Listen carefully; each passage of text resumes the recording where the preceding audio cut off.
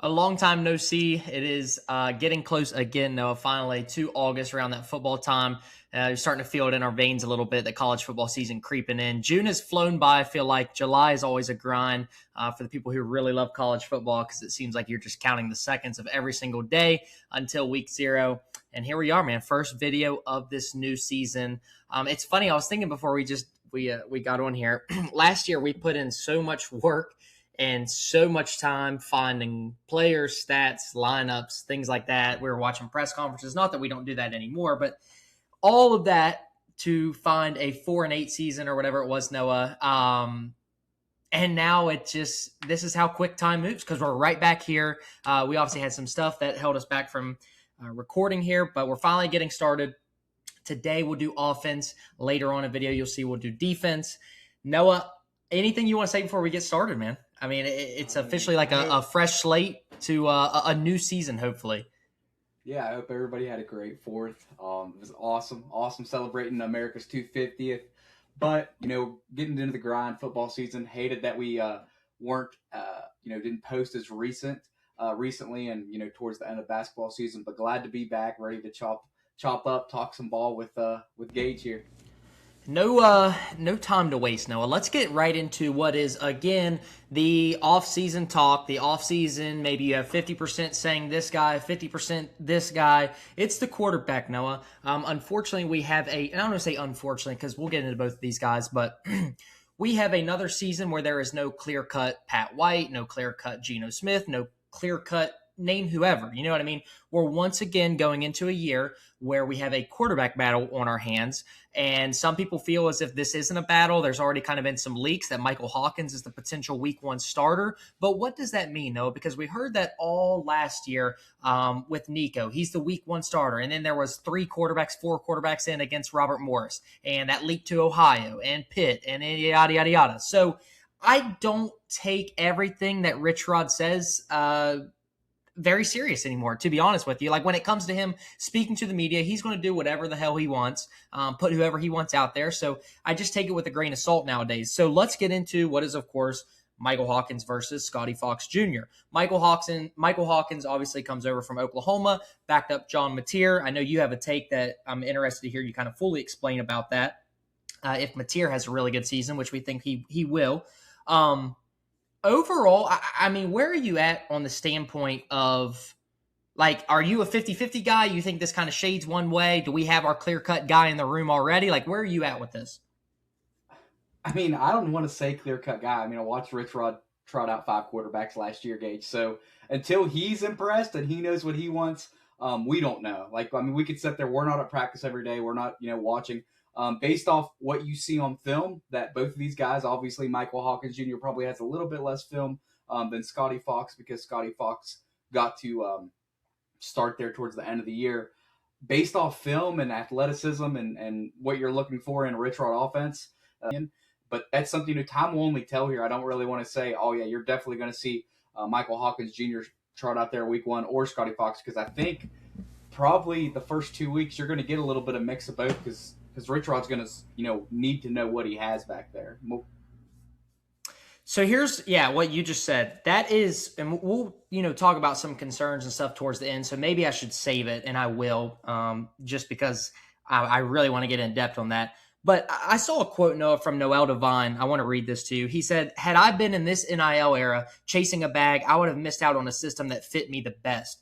And truthfully, I think that is a message that, to me, resonated like, Rich Rod this offseason went out and got guys that fit his system. Last year, you could say he did the same, certain position group, stuff like that. Injuries and just lack of overall talent was kind of the issue there. But I truly believe that he took a step back this offseason and said, what guys fit what I want to do, right? What guys can do exactly what I need to win football games? Because it's not like he's a bad coach, Noah. Shoot, borderline Hall of Fame, if not there already. Some people think that, some don't, whatever it may be. This guy is innovative. He was an innovative mind, still is, but It's cutthroat, Noah. He wants to run the ball down your throat every single game. He said it, that famous quote this offseason, running the ball against the team consistently takes the soul out of him. It was something like that, word for word. It takes the soul out of teams because you can't stop it. We're going to line it up. We're going to run right through your face, and there's nothing you can do about it. Just keep the chains moving. So I think personally, Michael Hawkins Jr., from a transfer portal quarterback standpoint, was exactly what he wanted. A little bit of an elusive runner, quick burst, twitchy guy. Scotty Fox, we saw running the ball last year. Another year of growth. What does he look like? And I think, Noah, that you're pretty safe to go ahead and say the first 2 weeks we're going to be seeing both of these guys in what is an extended kind of quarterback battle, and you start to see these live reps, things like that. One thing that I worry about that I'll talk about later is just how far does that leak? They have to find a guy. It cannot be like last year where every drive there was a different quarterback walking out for like the first however many weeks. And even later in the season when it got to like Khalil, Scotty, and we were down guys, it seemed like it never stopped. It was a carousel spinning in circles. Noah, I mean, we're not here to name a quarterback on July 5th, and it's also not our job to do that anymore. You and I went back and forth last year, and it didn't matter about any of them because none of them, other than Scotty, are here now. So, is there one way that you kind of lean if you were in the room every day, that you would say, yeah, I kind of lean a little bit this way? Yeah, Gage, I would say probably just leaning just from film, what I can see, and the reason I guess I'm still stuck on Pat White and what he was able to bring to Morgantown, and that and that's what Michael Hawkins Jr. kind of brings a little bit different than Scotty Fox Jr. does. I think there are some elements to his game where he's just a pure playmaker. He can get out of situations that another guy wouldn't. I think you see whenever he gets to the second level and it's him versus the safety, he wins that a lot of times, and that's not by putting his shoulder down. That's by outrunning him and making him take a bad angle. So I think for me, I think it's going to be Michael Hawkins Jr. For one, for what you're paying him. I don't think you brought him here and are paying him the number that has been kind of rumored around. I don't think you're paying him that for him to come and set the bench. But like I said, Scotty Fox Jr. surprised everybody last year. At the end of the year, he's the starting man, so I'm not going to count him out of it. But if I was going to say right now, if I had to make a call, I would say Michael Hawkins.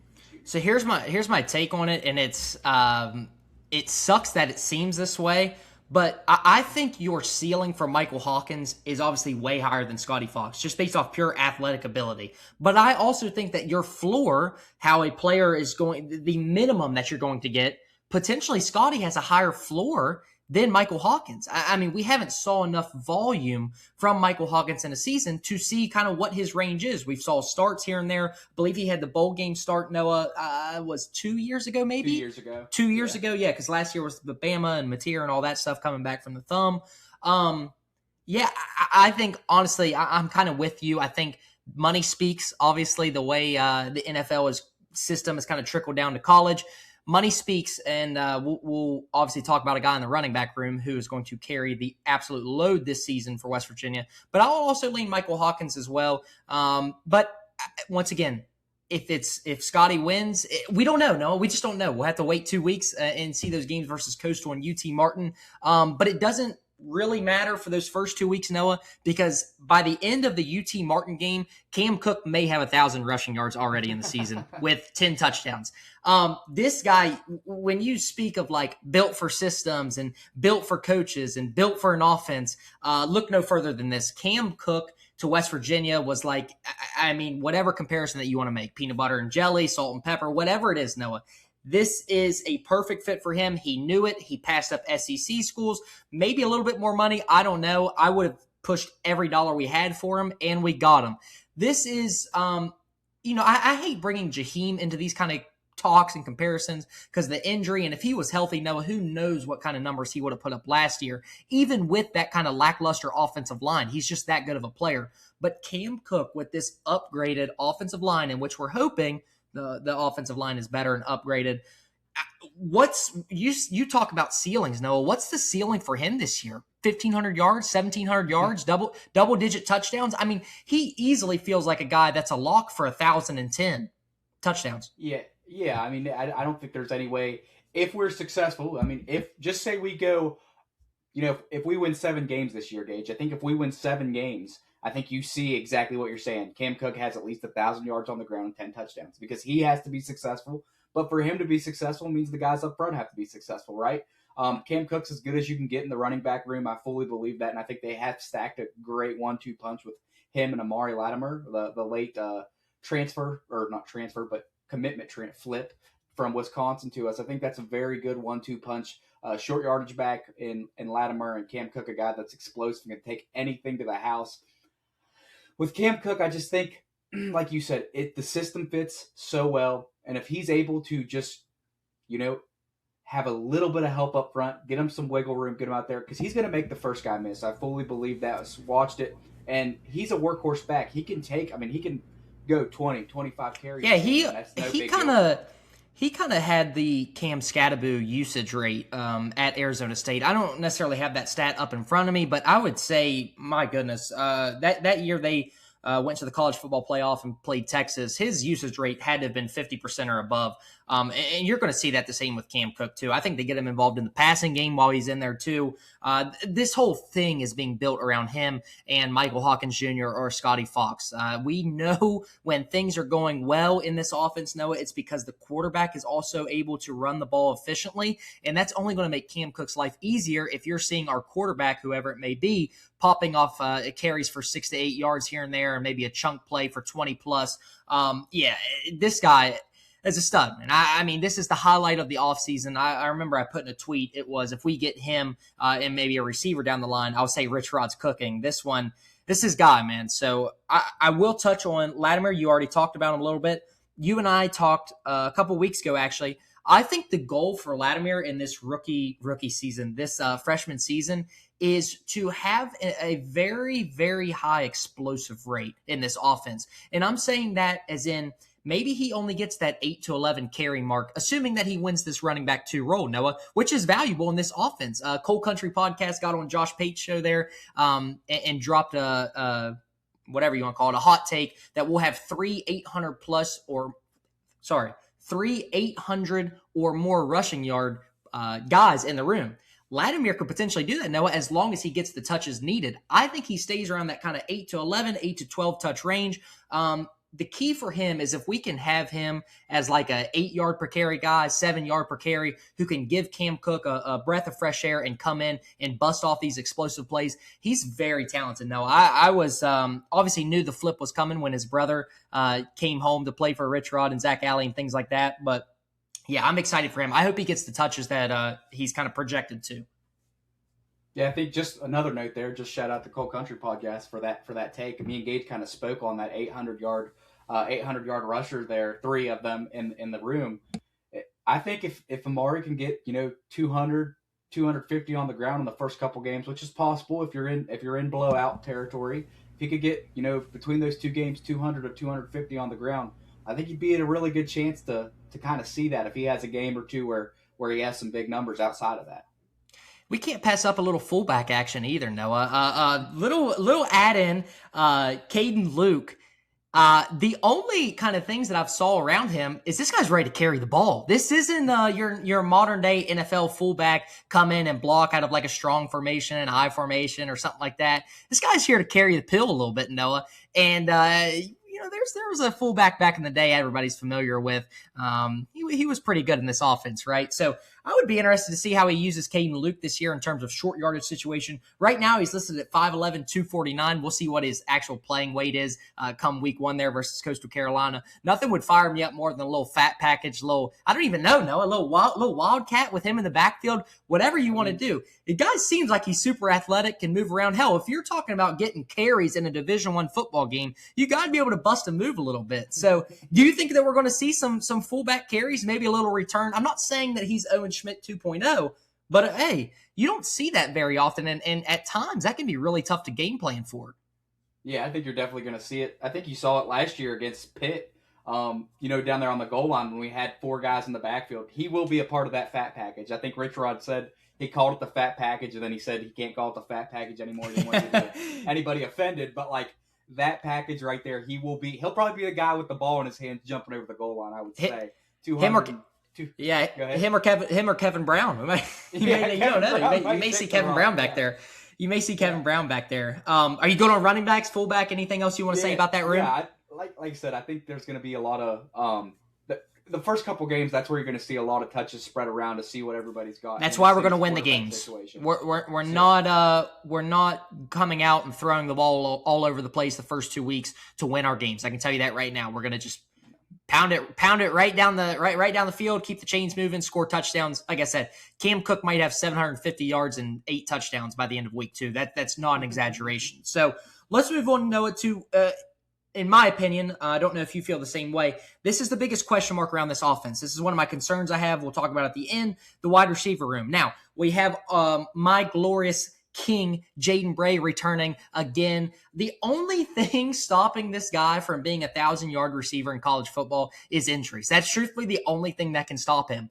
People on this channel know how I feel about him. I think he's uber talented. The guy's just had a run of bad luck. It happens, man. If he can get 1 full year, Noah, guess what?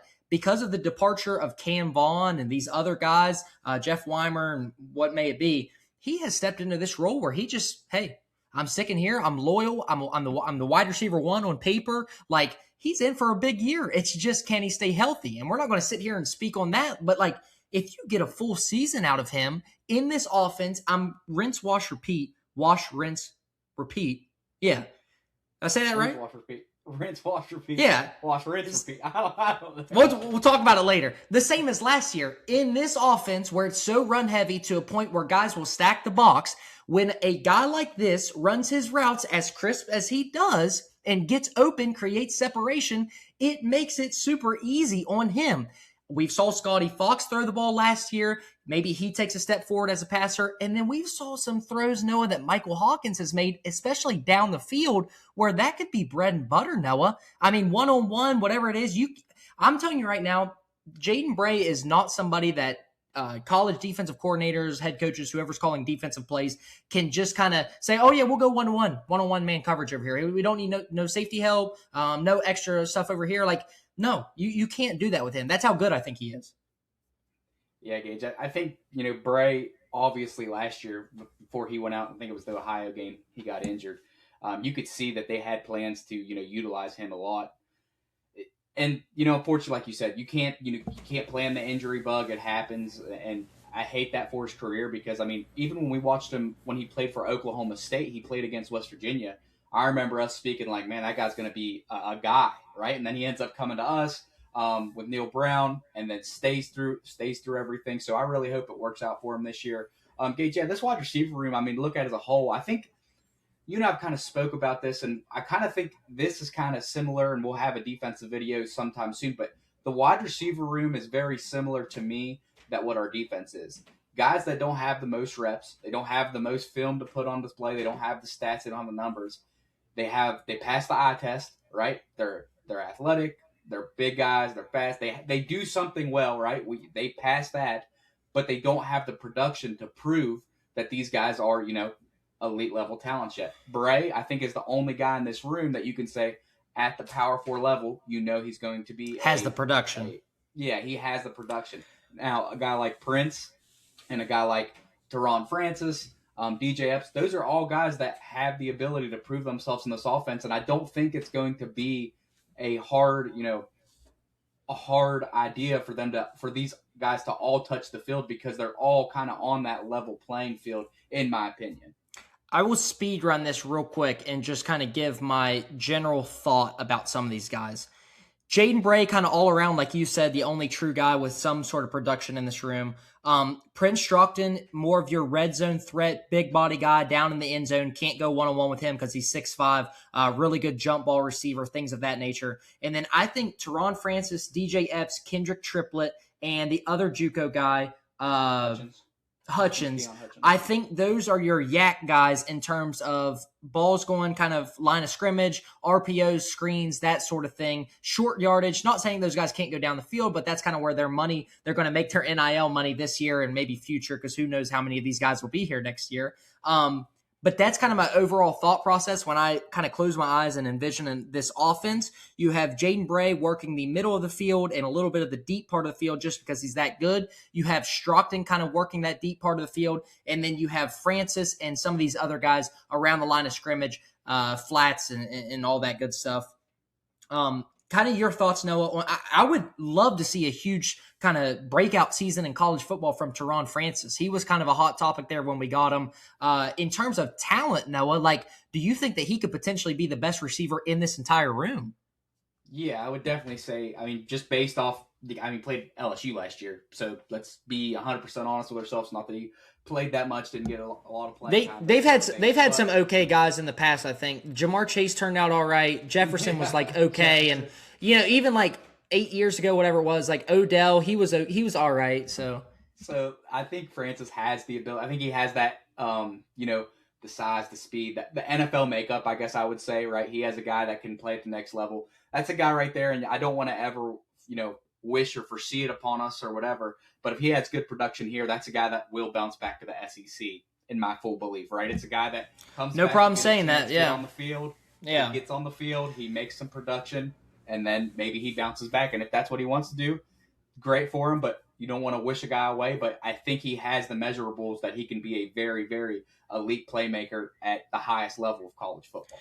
Just curious, Noah. Do you think we see any of John Nider on the field? He was kind of one of those late guys that came over from UConn.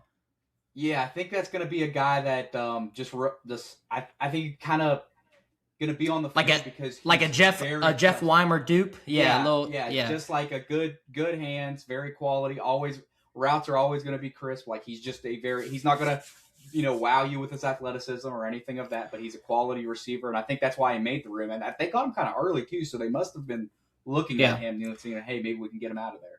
So the last kind of two position groups to talk about that kind of all combines into one. Tight end room is kind of clean cut. No, I mean, we're going to be expecting a huge season from Ryan Ward. They've seemed to put a lot of faith into him this upcoming season. I think he's a sneaky guy to have a good year in that tight end room. We know all these guys have to be able to block because we're going to go ahead and combine Ryan Ward with this offensive line that is completely revamped, Noah, other than about 2 guys-ish, somewhere in there. I mean, it's boring to sit here and talk about offensive line on July 5th. When you run the ball as much as a Rich Rod offense, this is where things have to go right. I mean, let's be honest. You have to have this front 5, 6, 7, whoever else is lining up on the line there with tight ends, ready to go.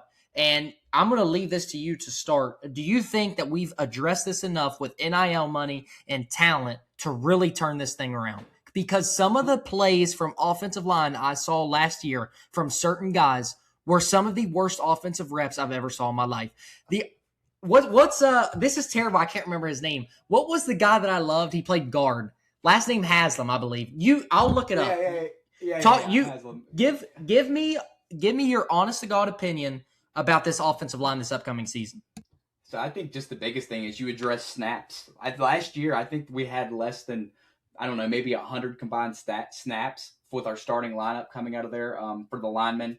I think we had less than 100 snaps or something like that. That was the stat coming out to start the season for West Virginia.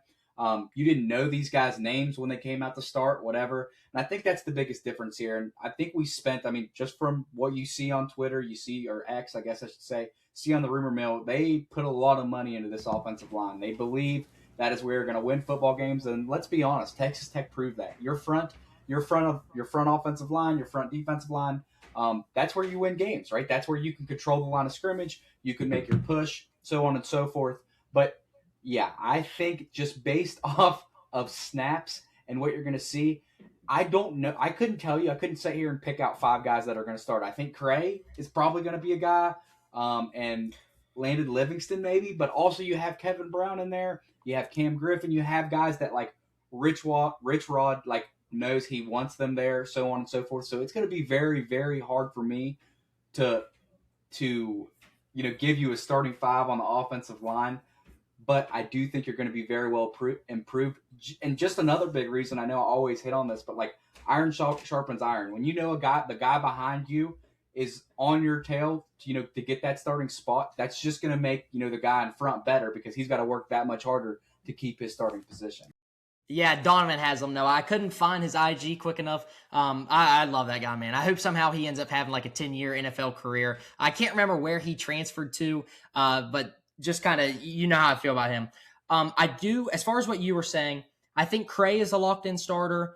I think there's a lot of toss-ups, but the overall unit is much better. I kind of want you to talk about Kevin Brown, one of the more talented freshmen coming in this year, one of the big additions, and then new offensive line coach Noah, kind of reuniting and hopefully giving the spark that's needed to get this unit moving in the right direction. Yeah, Gage, it's kind of funny. We started to talk about Rick Trickett here. I was watching on YouTube. I was watching some camp. The high school kids were up and at a WVU camp, and Rick Trickett's coaching the younger guys, and you could just hear him. I mean, he's coaching them like he's suiting them up ready. I mean, these guys might be 6'2", 230 pounds. They're starting offensive line for their West Virginia high school, and he's coaching them like he's one of the big boys getting ready to go out there on Saturday for him. And I love it. Like, that's the energy he brings. He is going to get these guys right, and I think that's a thing. I think it's a mindset, and you have to know, like, when you're when you're coaching under Rich Rod, and you know what he wants schematically, you have to have a certain type of, mentality to get those guys right up front, because the whole game relies on the five guys, the center and the two guys to his right and the two guys to his left. I think that's what Rick Trickett kind of embraces and realizes, like, look, this can be done. I don't want to hear that it can't be done. We are just as good as the guys across from us, and we're going to move them. Whether we have to come up with a new scheme right here on the sidelines, or you guys are just physically stronger like the first two games were going to be. I'm really, really excited, and they have a lot of praise for Kevin Brown, Gage, and that's very, very. I mean, I knew he was a big flip from Penn State, but it's very, very hard to come in at the power four level and start as a freshman. But I mean, these guys are saying, based on the weight room, those type of things, that's not a freshman, right? So yeah. His dad also, speaking when he flipped, said that he's been training him for this system and everything. So yeah, it'll be interesting to see how quick he gets on the field. Talent will always kind of it's hard to not put talent on the field, if that makes sense. So if he's good enough, ready to roll, I could see it as a Wyatt Wallum situation where he just finds his way on the field early and sticks there for 3 years until he's draft eligible. Kind of my thought about it. Anything else? Offensive line. That's what's kind of like hard for me to tell whenever you go to pick out five of these guys, Gage, is that you have guys with some Rick Trickett experience in Cam Griffin and Amari Grayson. And then obviously Cray proved to be a very, very good starter for you last year. He has a lot of snaps he's played. And then you have guys that, like you said, is Agbo going to beat out Brown for right tackle? Do we know that? I don't know, right? And then what is Carson Cassidy, I think, played from Carson Cassidy, UConn. Yeah. Like, they haven't let it, like, all these guys have such good statistics on paper. And, like, these guys, like, I think out of all, like, they let up very, very few sacks. So it's just will be really, really interesting to see who gets. And I guarantee you that I think their game plan here is, if one of these guys goes down, you never know. It's offensive line. It's a very tough position. The next guy that's going to fill in is going to be just as good. And I really, really believe that. I don't know if you have, like, the SEC talent, top tier offensive line, but I think you're very, very close in what you need to compete in the Big 12 here. And with that being said, nobody can ever question our love for football, because who is giving 8 minutes worth of stuff for offensive line for their college football team on July 5th before the season even starts? So nobody can ever question that. So let's wrap this up, Noah. I kind of have two concerns that I want to talk about real quick, and if you want to think of one, give one. It may be one of the two I'm about to say. Here's my two things early July. Number one, I already kind of mentioned it. I do not want this same quarterback situation that we had last year, where it's this revolving door. And I don't think that's going to be the case, Noah. One, because I think it's either Scotty or Michael that kind of just beats the other out, and that's that. It closes the door. Hopefully they're good enough to stick. Secondly, Noah, I've already said it all last year. You just can't do it. You can't get in any sort of rhythm with your receivers. It's just, I hate it. I hate watching it. It makes me feel, I don't even feel confident as a fan sitting there watching the game when there's a constant revolving door at quarterback. I also just kind of think that Michael Hawkins, Noah, there's a real chance that he takes off in this offense, and it's all hands on deck, and nobody can keep up. And I don't think there's anybody past Scotty Fox in terms of QB2 that should see the field this year. Last year, you kind of make this argument like, well, all these guys are kind of equal. They could all see the field, things like that. I think you have a clear-cut one in Michael Hawkins, and I think you have like a clear-cut kind of B+ in Scotty Fox in terms of, like, you'll take that as a backup quarterback if he's your backup for your team. But yeah, I think that's the case for quarterback situation. If we're going into UVA week 3 and we don't have a clear cut starter, I don't know. That's a loss, and then it just trickles into the rest of the season because Oklahoma State, Mestamaker, those guys are going to come in and score 40 points week 4. So that's my thought there. And then lack of explosiveness at wide receiver. I guess when I say explosiveness, it's more along the lines of lack of production. We've got to get some consistency in that room because as much as you want to run the ball, as much as you want to, make your entire offense based upon that, this is football in 2026 and 27 after the season. You have to be able to throw the ball at times, especially if we get in a little bit of a hole, we get down 14 points, 21 points. We have to be able to throw the ball. Especially, no, we didn't even talk about the up pace kind of tempo that Rich Rod loves to run. That'll be interesting to see and kind of a topic for another day, I guess. But one concern, Noah, from you, and we'll kind of wrap this thing up.